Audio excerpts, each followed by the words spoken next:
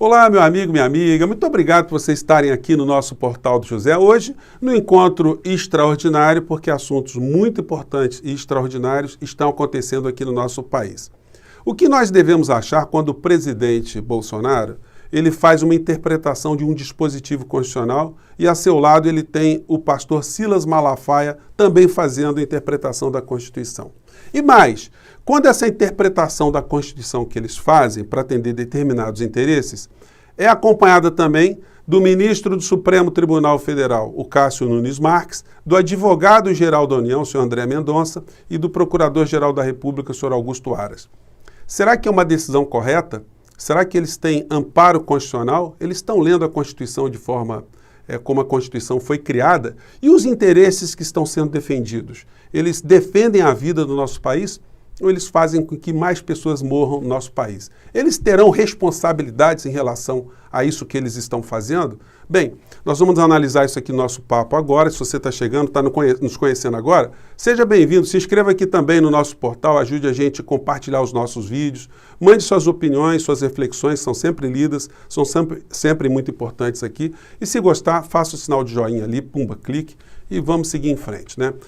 Meus amigos, minhas amigas, essa noite eu quase não dormi porque eu fui surpreendido no sábado à noite com uma decisão do ministro Cássio Nunes que decide que estados e municípios não podem proibir cultos e missas.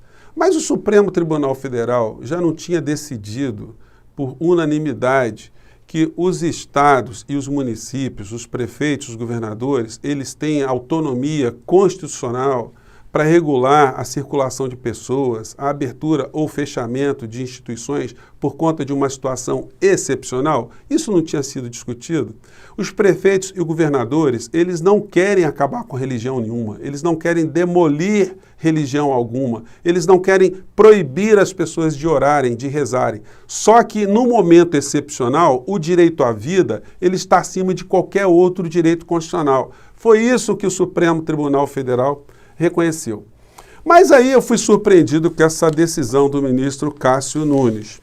Aqui na matéria que eu estou pegando no jornal de hoje, explica aqui em determinado trecho o seguinte: reconheço, isso o ministro Cássio Nunes, reconheço que o momento é de cautela, ante o contexto pandêmico que vivenciamos. Ainda assim, e justamente por vivermos em momentos tão difíceis, mas se faz necessário reconhecer a essencialidade da atividade religiosa, responsável, entre outras funções, por conferir acolhimento e conforto espiritual, disse o ministro. Então o ministro está preocupado com o espírito das pessoas. Em nenhum momento ele citou aqui que morrem pessoas nos hospitais, que tem pessoas morrendo. Bom, se é para conferir algum tipo de conforto espiritual, o ministro poderia elastecer essa decisão dele a bares, restaurantes. Por quê? Porque tem muita gente que não professa religião alguma e se sente muito feliz, muito confortada se estiver diante de um parente, de um amigo que ele não vê há muito tempo. Ele vai poder conversar ali também. Isso vai aplacar algum tipo de sofrimento. Os músicos que estão na penúria no nosso país, os ambientes musicais, também poderiam ser liberados, porque a música aplaca o espírito, a música faz bem à alma dos seres humanos. Poderíamos também ter abertura de cinemas, para as pessoas poderem refletir nos cinemas, diante de algumas obras, alguns espetáculos, casas de show. Todos esses ambientes fazem bem para o espírito dos seres humanos. Eu gostaria de saber do ministro Cássio Nunes como é que essas pessoas que ele está querendo conferir um amparo espiritual, como é que elas chegam até os templos? Elas não pegam transporte públicos? Todas elas têm seus próprios automóveis? Elas estão imunes à contaminação? Elas não vão contaminar ninguém? Elas não podem contaminar a si próprias? E elas estão imunes nessa circulação? Então, gente, a situação é muito incoerente e é muito bizarra. E é bizarra também sobre os aspectos jurídicos. Por quê? Porque o ministro Cássio Nunes, ele atendeu a uma ação proposta por uma associação que eu nunca tinha ouvido falar, de juristas evangélicos. Essa instituição, ela pode juridicamente propor algum tipo de ação de constitucionalidade à mais alta corte do nosso país? Resposta: não!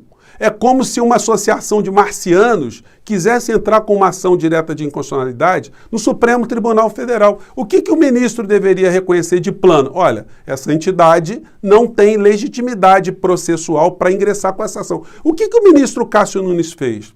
E aí é uma situação que vai ter que ser observada do ponto de vista jurídico e até criminal também.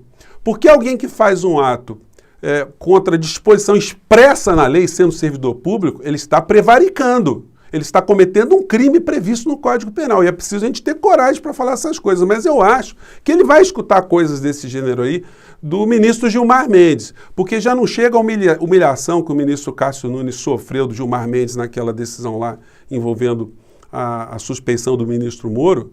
Será que já não chega aquela humilhação transmitida em rede nacional? Ele vai ter que ser humilhado novamente? Então, gente, essa decisão do Cássio Nunes, ela já carece de uma legalidade. Porque a pretexto de preservar um direito constitucional suposto desses religiosos, o ministro não pode violar a Constituição. Ele não pode conferir legitimidade a quem não tem, violar uma norma expressa da Constituição Federal no final de semana. E aí a gente vai vendo outras situações do ponto de vista jurídico, que são jurídicos, né, que são muito graves também. Por exemplo, o que tem a ver o advogado-geral da União nessa ação? A Advocacia Geral da União, o mês passado, há 2 meses atrás, já tinha se pronunciado contra a ilegitimidade da mesma associação de juristas evangélicos, dizendo, olha, eles não podem entrar, então a gente não pode nem reconhecer, é uma ação inexistente. E o mesmo advogado-geral da União, quer dizer, uma outra pessoa agora, o André Mendonça, reconhece que a entidade tem legitimidade, mas qual o interesse da Advocacia Geral da União nesse assunto, a não ser o interesse particular do André Mendonça por ser evangélico? Qual é o sentido jurídico, o sentido moral, o sentido ético desse comportamento do André Mendonça? E o senhor Augusto Aras, eu não sei se ele falou nessa ação, mas ele foi citado depois pelo bispo Malafaia, como sendo uma pessoa que atuou nessa história, então merece uma menção também. Do ponto de vista jurídico, gente, qualquer aluno de primeiro grau, de primeiro ano de faculdade de Direito, e todo cidadão deveria ter essa informação muito cristalizada, por isso que eu fico chocado de ver tanta gente violando a Constituição e sob pretexto de estarem fazendo alguma coisa religiosa, alguma coisa que tem a ver com Bíblia, com sentimento religioso, quando a gente vai ver no final o que a gente está tratando é de dinheiro e de política. A Constituição Federal, gente, no nosso artigo 5º, eu até frisei aqui em amarelo essas disposições, né? O artigo mais importante diz que todos são iguais perante a lei sem distinção de qualquer natureza, garantindo-se aos brasileiros e aos estrangeiros residentes no país a inviolabilidade do direito à vida.